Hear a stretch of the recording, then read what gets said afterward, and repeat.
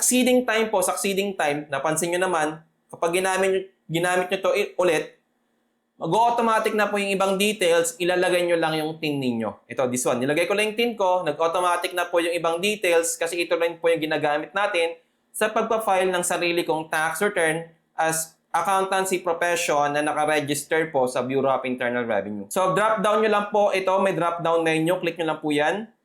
Tapos, hanapin nyo po dito anong tax return na ipa-file ninyo kasi madami yan. So, ano ba yung tax return na ipa-file nyo? Makikita nyo po yan sa Certificate of Registration nyo or COR. Nandun po yung mga iba't ibang tax return na naka-indicate yung kulay blue na.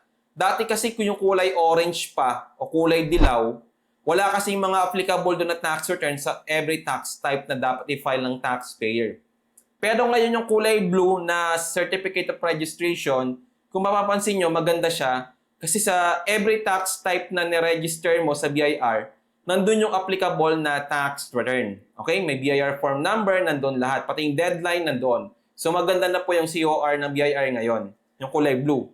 So, kung kulay orange pa yung COR nyo o kulay dilaw, pwede nyo pong ipa-update yan sa BIR para kulay blue na siya. Nandun na po yung mga iba't ibang BIR forms na applicable sa inyong tax type, pati yung deadline para hindi nyo makakalimutan, para titignan nyo lang yung COR nyo.